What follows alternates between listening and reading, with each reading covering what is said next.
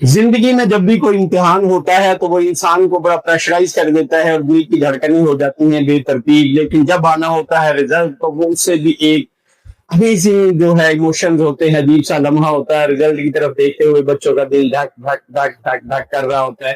لیکن بچوں کے ساتھ ساتھ اسٹوڈنٹس کے ساتھ ساتھ ان کے پیرنٹس اور ان کے ٹیچرز، اکیڈمی، اسکول، سب لوگوں کی نظر ہوتی ہے۔ ہر جس دن رزلٹ آتا ہے ہر انسان کی کوشش ہوتی ہے کہ جلد از جلد وہ اپنا رزلٹ دیکھ لے، اور اگر رزلٹ اچھا ہے تو کر دے اناؤنس، واویلا مچا دو، جس سے جو انعام لینا ہے وہ لے لے، اور اگر اللہ نہ کرے رزلٹ ہو تھوڑا ویک تو پھر آپ ظاہر سی بات ہے کہ رزلٹ چھپاتے پھریں گے۔ تو آج ہم آپ کو صرف اتنا بتانے آئے ہیں کہ 10ویں کلاس کا رزلٹ آ رہا ہے 6 اگست کو، نوٹ کر لیں اچھی طرح، اور 9ویں کلاس کا جو رزلٹ ہے وہ آ رہا ہے 2 سپٹمبر کو۔ سپٹمبر میں ایک اور رزلٹ بھی آ رہا ہے، وہ ہے سیکنڈ ایئر کا، یعنی 12ویں کلاس کا 23 سپٹمبر کو۔ اس کے بعد اکتوبر میں چلے جائیں تو 22 اکتوبر کو فرسٹ ایئر کا رزلٹ آ رہا ہے۔